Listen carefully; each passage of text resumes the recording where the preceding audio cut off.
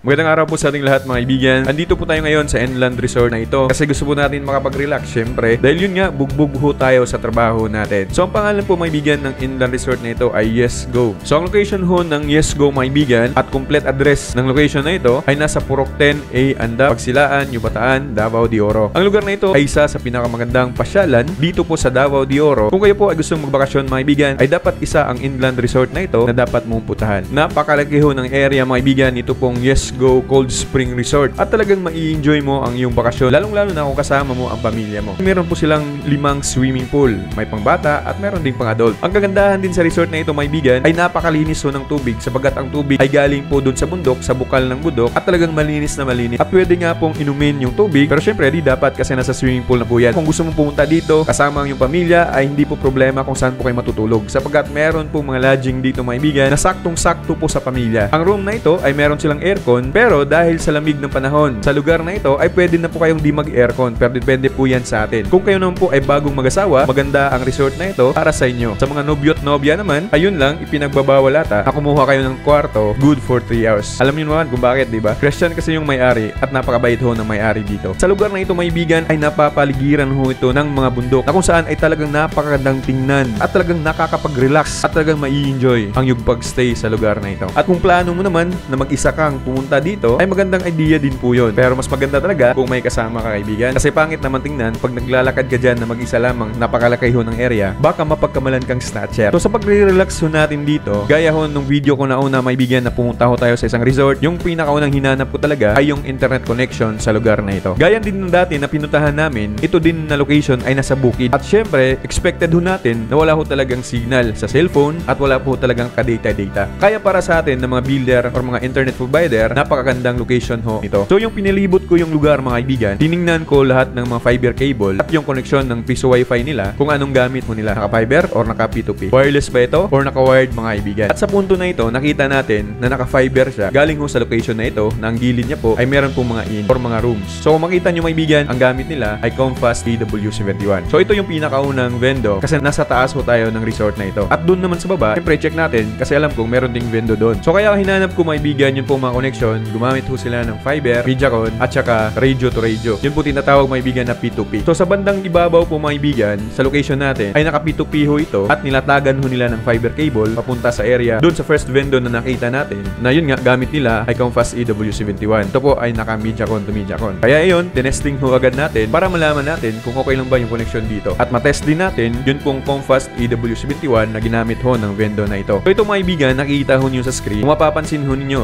yun pong atin pong YouTube ay hindi ho agad lumalabas yung mga next video. At mapapansin din po ninyo na meron po siyang buffing. Hindi po automatic po yung video. So ibig sabihin, may problema sa connection. O di kaya ay mahina talaga yung internet connection sa bandang ito. So sa browsing lang mga kaibigan ay napakahina po ng internet. Napansin nyo naman po. Kaya ngayon i-testing natin siya kung good po siya for gaming. Baka naman kasi mas priority yung gaming kaysa browsing mga kaibigan. Kaya i-check natin at maglaro tayo ng email.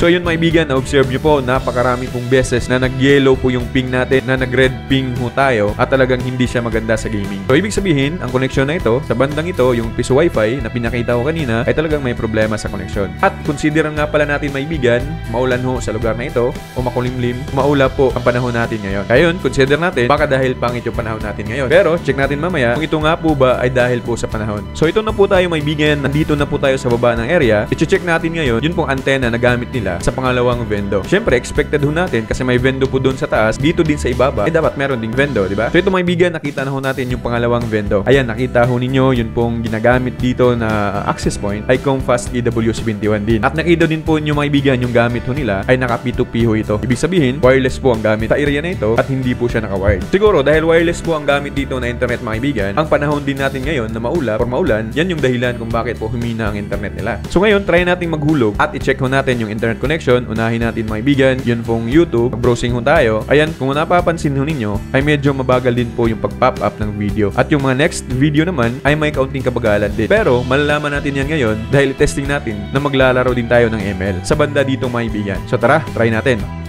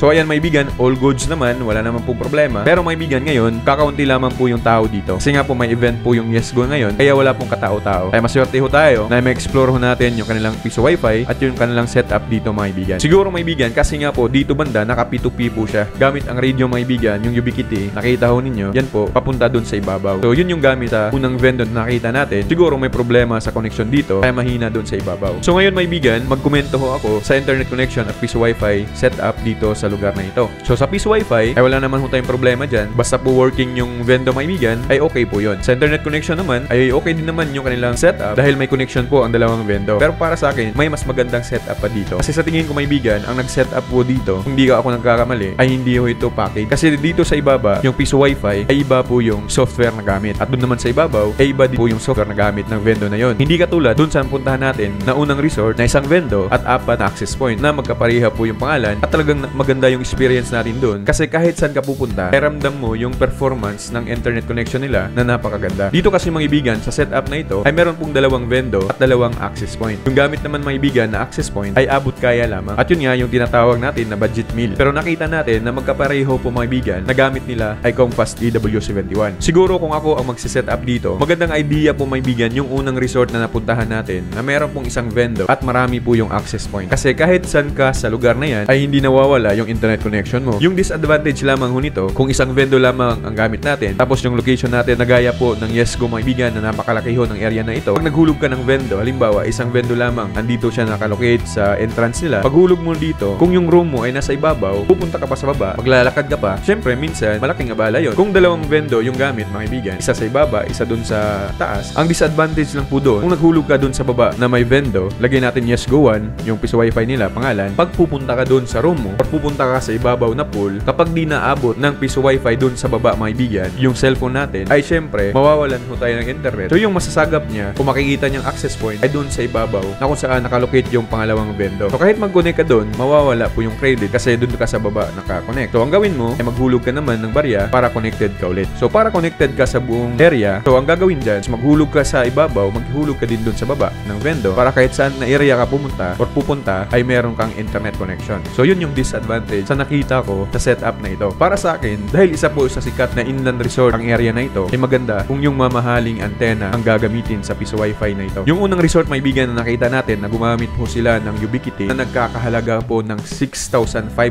each, tapos 4 po yung kanilang access point na nilagay sa buong resort nila. Mahal nga po, pero napakaganda ng performance. So sa area na ito, Yes Go, pwede pong paglagyan ito kasi maganda yung area maibigan, open area kasi siya. Kahit 3 antena na mamahalin sa inland resort na ito ay pwede. So dito sa ibaba, meron siyang isang antena, sa gitna naman ay merong isa, at dun sa ibabaw isa. Sureball ho tayo na lahat po ng area na ito ay magkakaroon ho ng internet connection kahit saan pumunta yung client. Pero mas maganda kung 4 yung antena dito kasi napakalaki ho talaga ng area mga kaibigan. Siguro kung ako, okay na yung isang vendor tapos marami yung access point. Kasi no option po maibigan yung mga client dito kasi wala naman pong kakompetensya dito sa loob. So okay na yun na kahit isang vendor, maraming access point, maganda ang setup sa lugar na ito. At take note mga kaibigan, yun po kanilang 10 pesos ho dito ay 1 hour lamang po. Yan yung kagandahan kung ikaw ay nagmamay-ari ng resort kasi wala ho talagang option yung mga naliligo dito, maghuhulog ho talaga yan. Di lang ako sigurado mga kaibigan ha kung yung performance ng internet connection dito ay ito pong nai-experience ko ngayon. Kasi may Starlink ho ako, malapit lang sa lugar na ito. Kung i-compare ko yung dalawa, ay maganda yung Starlink. Siguro mas maganda kung Starlink na lang din yung gagamitin sa resort na ito. Kasi hindi naman siguro mga gamers yung mga client nila or yung mga naliligo dito. Ang importante, maganda yung browsing, YouTube, Facebook, yun yung pinaka-importante. So ito mga kaibigan ha, take note ho, hindi ho natin nilalait yun pong na-install sa lugar na ito. Again, maganda ho ang pag-install. Kaso nga lang, depende din po yan sa may-ari ho ng resort at hindi din natin alam kung ano yung kasunduan nila. Kayo po mga kaibigan, kung kayo po ang magko-comment sa area na ito, ano po ang masasabi ninyo?